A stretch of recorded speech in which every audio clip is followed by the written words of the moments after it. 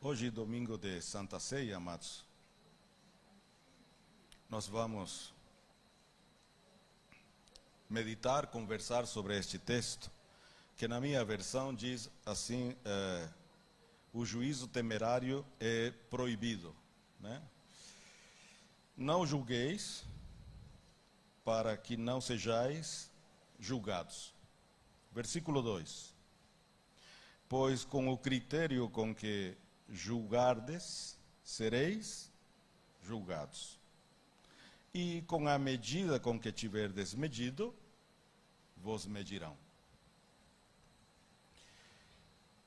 Por que vês tu o argueiro no olho do teu irmão, porém não reparas na trave que está no teu próprio? Ou como dirás a teu irmão, deixa-me tirar o argueiro do teu olho, quando tens a trave no teu? Versículo 5. Hipócrita, tira primeiro a trave do teu olho, e então verás claramente para tirar o argueiro do olho de teu irmão. Deus, queremos te agradecer pela tua palavra, ela é viva e eficaz, e nesta manhã em que nós vamos participar da ceia do Senhor, nós queremos refletir para sermos abençoados na motivação da nossa jornada cristã, da nossa caminhada em Cristo Jesus. Amém. Amados, quando nós olhamos para esse texto, nós vamos falar sobre o costume de sentenciar os outros. Nós, como pessoas, temos o costume de sempre analisar a vida dos outros e sempre dar uma sentença. Em outras palavras, nós sentamos na cadeira de um juiz. E sempre nós temos as nossas conclusões. Sempre nós temos argumentos para dizer o porquê o fulano merece tal coisa. E comentamos com outras pessoas. Porque Deus nos deu essa capacidade de ver, ouvir, analisar, discernir, ainda que muito discernimento nosso é a partir da nossa cultura familiar, muito discernimento nosso é a partir da nossa cultura social, educacional, acadêmica, filosófica. Somos influenciados por muitas pessoas que admiramos, na infância, na adolescência, na juventude, e nós aprendemos a discernir a partir do conhecimento que temos e da experiência que temos. Acrescento ainda que o nosso discernimento, muitas vezes, é a partir dos traumas que temos, da falta de perdão. Às vezes o nosso coração está cheio de amargura e nós discernimos a partir disso. Temos tanta dificuldade em perdoar que nós discernimos a vida dos outros a partir de uma sentença e não a partir do que a Bíblia diz que devemos perdoar uns aos outros. E é interessante notar que quando Jesus olha para nós e nos vê em pecado, Ele não nos sentencia. Ele simplesmente vem, Ele é sentenciado à morte e morre para que nós tenhamos vida eterna. E ressuscita. Então o que nós vemos nesse texto é esse ensinamento, Mateus 5, 6 e 7, todos nós sabemos, né, que é sobre os ensinamentos de Jesus. O Sermão do Monte, né, conhecido como o Sermão do Monte. Então, quando nós queremos falar sobre o costume de sentenciar os outros, vamos ver essa questão que não devemos julgar os outros, não nos devemos colocar como juízes. Eu não estou dizendo que a Bíblia proíbe julgar, porque lá em 1 Tessalonicenses 5, 21, diz assim: não desprezeis as profecias, julgai todas as coisas.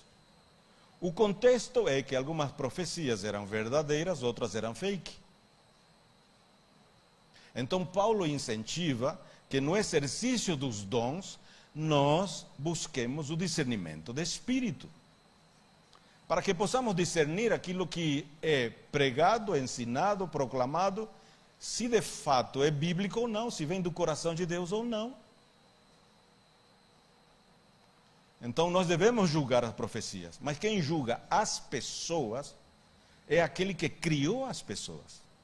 é aquele que fez a imagem e semelhança. Todos nós somos feitos à imagem e semelhança de Deus, mas nem todo mundo nasceu de novo. Então, sentar-se numa cadeira de juiz, para nós, muitas vezes é desastroso, porque nós acabamos julgando as pessoas e perdemos o objetivo, que é abençoar pessoas. Uma experiência. Quinta-feira, agora, eu estava frente a uma senhora de 85 anos, budista, e conversando, intercambiando experiências, e ela contando como chegou ao Brasil, como veio toda essa turma, e sobre o budismo, e mostrando as coisas. Daí eu disse para ela, eu sou muito grato, porque a senhora agora me ensinou muitas coisas sobre o budismo e sobre a sua cultura, e obrigado por compartilhar a sua história. Falei, isso para mim é um presente. Aí ela ficou assim, eu disse, mas antes de ir embora, eu disse para ela, eu também trouxe um presente para a senhora. Resumindo a história, apresentei o plano de salvação para ela, ela entregou a vida para Jesus. Na sexta-feira, ela recebeu o colostro, que a mãe dá para o nenenzinho. A primeira lição do início da caminhada cristã, do discipulado dela. Se nós nos encontramos com pessoas de diferente religião, cultura, o que for, nós não podemos julgar as pessoas. Nós temos que deixar isso para o Pai, né? Deixar isso para Deus, e nós anunciarmos o Evangelho para as pessoas, com muito amor e carinho. Assim, quando nós encontramos um irmão em Cristo, mas fulano caiu em pecado, então eu vou lá, abraço ele e trago ele perto de mim e do coração de Deus. Mas é macumbeiro, não tem problema. Mas ele invoca Satanás, não tem problema. Em Foz do Iguaçu eu tinha um vizinho que saía bem na frente, no jardim dele, sabia que nós morávamos em frente, éramos membros de uma igreja evangélica, e ele gritava com os braços para cima, Satanás, vem aqui, você é dono da minha vida, eu quero você. E ele fazia essa invocação. E Deus usou a minha Mara para salvar a filha deles, quando estava quase pulando da ponte da amizade para suicídio. E depois ela entrega a vida para Jesus. Então, muitas coisas acontecem com as pessoas, porque elas decidem por si mesmas. Mas não é a nossa função sentarmos na cadeira de juiz e dizer quem vai ser salvo, ou quem merece ouvir o Evangelho. Então, quando nós olhamos para esse texto, o primeiro versículo diz assim, não julguem uns aos outros, para que não sejais julgados. Em outras palavras, Deus está dizendo para nós, não procuremos falhas em ninguém, não procure as falhas dos outros, procurem você. Sabe que eu vou levar isso aqui para o início da nossa caminhada. Não vou falar aqui de comportamento, de temperamento, de personalidade, da idiosincrásia, não. Daquilo que trazemos da nossa família, mas eu quero levar esse texto aqui para que nós pensemos que as falhas, todos nós nascemos em pecados, e Deus quer trazer novo nascimento para nós, para todos nós, para toda a Londrina e todo o mundo. Então nós não devemos procurar as falhas, e quem nasceu de novo e quem não, devemos anunciar o Evangelho para todos. Devemos amar a todos. Quanto mais, não sei se você já prestou atenção nisso, eu conheço uma senhora, ela perdeu já muita coisa, mas ela não desistiu do filho. O filho é dependente químico. Ela ganha muito bem, mas o salário dela vai tudo. Ela já foi ameaçada de morte, já foi agredida, o filho fez muita coisa com ela. Ela não desistiu do filho. O que Jesus está dizendo para nós é isso. Não julgue o outro. Troque a sua maneira de pensar, como diz Paulo em Romanos 12. Renove a sua maneira de pensar. Renove seu coração e a sua alma. E investamos em pessoas. Devemos investir em pessoas que ninguém dá nada para essas pessoas. Ninguém olha para essas pessoas. Então não é a nossa função procurar a falha dos outros, mas a nossa função é olhar para nós mesmos. Como diz Paulo, examine-se o homem a si mesmo. Esse olhar devemos ter para nós. Para os outros, abençoá-los, encorajá-los, levá-los ao discipulado, levá-los perto de Deus, levá-los à oração, como foi feito aqui o convite, levá-los a ter uma vida com Deus, levá-los a serem abençoados, a conhecer a palavra, a ter um relacionamento profundo com Deus. Ah, mas parece que a pessoa não muda. Deixa isso nas mãos de Deus. A nossa função é essa. A função dele é a função dele. Já viu um gerente fazendo a função dos seus colaboradores? Nunca. Nós não devemos fazer a função de Deus. Então, nosso julgamento deve ser dirigido a nós mesmos, às nossas atitudes. Isso nós devemos julgar, e não as atitudes dos outros. Quem julga as atitudes dos outros é Deus. Mais uma vez, falando sobre isso, alguém disse para mim, mas a gente conhece a árvore pelos frutos. Eu digo sim, nós percebemos que tipo de fruto dá um cristão que está cheio do Espírito. Mas isso para por aí, não me dá direito de me sentar numa cadeira de juiz. É só conhecer, né? Eu sei que é fruto que tem, mas quem vai decidir como juiz é Deus. E é isso que Deus nos traz a partir da cruz e da ressurreição. Então nós nunca devemos assumir, veja só, quantos líderes evangélicos são colocados numa plataforma e catalogados como tiranos. Mas quando nós julgamos os outros, praticamente nós estamos tendo uma atitude tiranicamente, e nós chamamos essa atitude de bíblica, que estamos julgando os outros. Então nós assumimos uma autoridade de maneira tirana. É como se nós estivéssemos tomando de Deus essa autoridade, dizendo, não, aqui quem vai julgar sou eu. E essa não é a nossa função como igreja. Há um centro de macumba, há um centro de umbanda, há qualquer outra prática perto da sua casa, no seu bairro, na nossa cidade, nós devemos orar e interceder por eles. Há alguém na sua casa que não está vivendo o Evangelho, interceder, chorar, gemer e amar até o último dia da vida. Você pode dizer, mas isso não ajuda. Eu tive que mudar o meu comportamento com a minha sogra lá em casa. Aí eu mudei meu comportamento, porque ela não consegue fazer algumas coisas. E ela começou a ser outra pessoa, quando comecei a tratar ela como eu trato a Mara. Eu faço almoço e levo um pratinho para cada um. E eu podia dizer, não, para essa mulher eu não levo. Tem motivos, humanamente falando, eu tenho. Porque quando eu fui casar com a Mara, o meu sogro, ele disse, não, com crente você não casa. Falou para a Mara, eu não concordo. Aí ele foi me visitar e falou assim, se você não cuidar bem da minha filha, eu mato você. A minha sogra que estava do lado disse, é isso mesmo. Eu podia dizer assim, não, se ela concordou com o marido, eu não vou cuidar dela. Mas quando ela ficou viúva, ela veio morar com a gente. Eu disse para a Mara, não vamos deixar ela ir morar num asilo. E eu não faço isso porque eu sou bom. Somente Deus é bom. Mas eu faço isso porque está escrito na palavra. Porque às vezes, eu sou igual a você. Às vezes dá vontade de apertar pelo pescoço.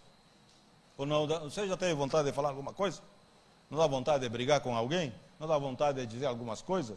Mas aí você lembra o que está escrito. E aí é que nós temos que ir para a cruz e crucificar essa carne, para poder abençoar os outros. Então eu não estou dizendo que temos que virar anjos.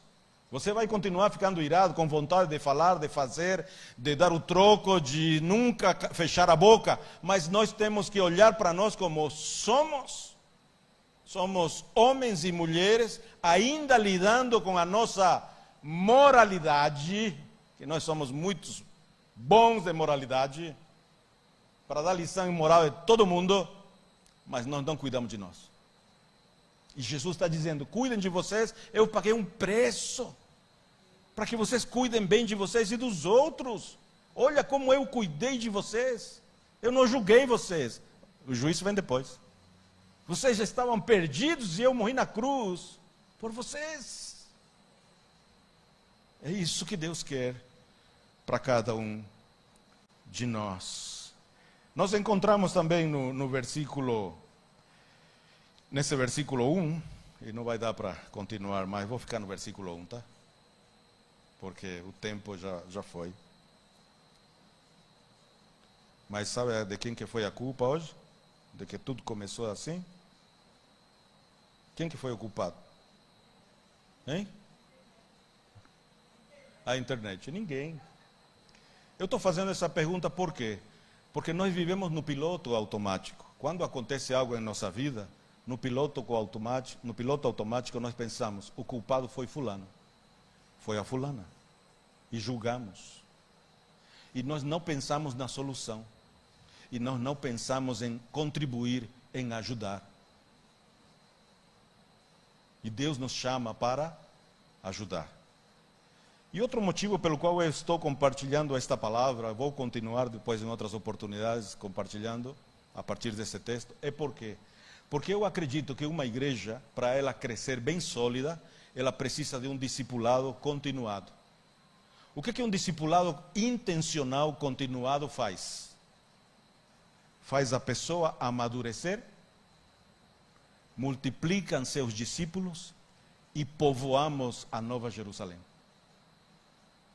Quanto mais almas sejam ganhas para Jesus, não é a igreja local que cresce, é o reino de Deus que cresce. Aqui nós cuidamos das ovelhas do Senhor. E para mim, a melhor maneira de cuidar das ovelhas é discipulando as pessoas. Porque eu estou falando aqui, mas você não tem oportunidade de me fazer uma pergunta, de me questionar e dizer, me prova na Bíblia o que você está falando. Mas se sentamos um a um ou num pequeno grupo para discipulado, você tem oportunidade de dizer aonde está escrito isso na Bíblia.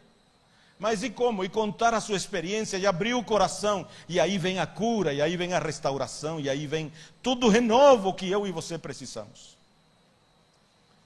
Por isso é que Jesus tinha uma multidão seguindo ele, mas tinha 12 que andavam com ele, que era a igreja dele. E dos 12, 3 eram muito perto, muito íntimo deles.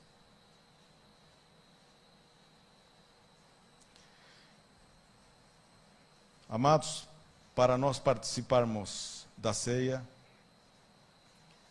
muitos de nós, cristãos, sofremos pelos julgamentos e críticas dos outros. E como nós sofremos com julgamentos e críticas, nós também queremos julgar e criticar os outros. Entrega isso nas mãos de Deus quando alguém julgou você, quando alguém te criticou, e doeu, e te fez sofrer. Entrega na mão de Deus. Deixa os críticos para lá. Deixa os juízes deste mundo para lá. Quando uma pessoa erra, falha ou fracassa, é tempo de compaixão e não de censura. Deixa o governo atual censurar muita coisa. Deixa os políticos desse mundo todo censurar tanta coisa. Nós não devemos censurar ninguém. Nós devemos ter compaixão. Ore pelo seu coração, oremos por nós, para que nós possamos ter compaixão dos outros. Ter compaixão dos outros, é o que Jesus teve. Então é tempo de estender os braços e levantar as pessoas e não afundar as pessoas. Jesus veio para nos levantar da morte para a vida. Amados, é tempo de levantar as pessoas, de encorajar as pessoas, de motivar as pessoas a chegarem mais perto de Jesus. Quando Jesus fez discípulo, ele fez discípulos para ele e para o Pai. Quando nós somos chamados, como está escrito na Bíblia e no nosso manual, como nazarenos, fazer discípulos em todas as nações, é levar as pessoas mais perto de Jesus. Há muitos dons, muitos talentos, muitas habilidades, muitas coisas que Deus quer fazer através de muitos de vocês. E tudo isso não se desenvolve só por frequentar aqui. Se desenvolve no discipulado, como Jesus desenvolveu na vida de cada um dos discípulos. Então é tempo de falar bem das pessoas e não destrutivamente. Não tem pior. Sabe quando uma pessoa chega no culto e ela critica tudo que acontece aqui no templo? É porque ela nunca foi discipulada, nunca foi ensinada. Sabe as pessoas que chegaram perto de Jesus quando ele estava na cruz? Quantos criticaram, quantos zombaram, quantos riram, quantos bateram palma porque Jesus tinha perdido, porque não entendiam o plano de Deus, não ouviram os ensinamentos de Jesus de maneira profunda, não permitiram que isso penetrasse no coração deles. Os críticos, criticar e julgar o que está sendo construído no reino de Deus, não faça isso, mesmo que seja de uma congregação, de uma igreja, uma denominação que eu e você não pertencemos. É o reino de Deus. É o reino de Deus. Deixa Deus construir o reino dele do jeito dele. Ok? Então, por que falhamos nisso? O versículo 5 diz: nós falhamos nisso, de não ajudar os outros e só de julgar os outros e criticar, porque ele nos define com uma palavra: somos hipócritas quando fazemos isso. E Deus veio para tirar essa hipocrisia de nós, para nos livrar disso. Jesus veio para isso. Então a única esperança é: tiremos a trave do nosso olho. Nesta manhã, que Deus nos ajude e nos abençoe. E ao invés de ficar com toda a nossa energia e a nossa visão nos outros, para julgá-los, fiquemos com todo o nosso olhar e toda a nossa energia, toda a nossa força nas pessoas, para levá-las até o juiz, até o Salvador do mundo, até aquele que é todo amoroso. Ele não rejeita ninguém, ele traz todos perto dele, coloca todos debaixo do braço dele. Veja, nós não conseguimos colocar todos no nosso coração, temos barreira com algumas pessoas e com muitas pessoas. É por isso que temos que levar as pessoas perto de Jesus, e aí nós vamos melhorar, e Ele vai nos abençoar. Deus é muito amoroso, amados. Ele está esperando que nós não somente desfrutemos desse amor, mas que nós ensinemos outros a desfrutar desse amor, pelo sacrifício que Ele fez por nós. Amém?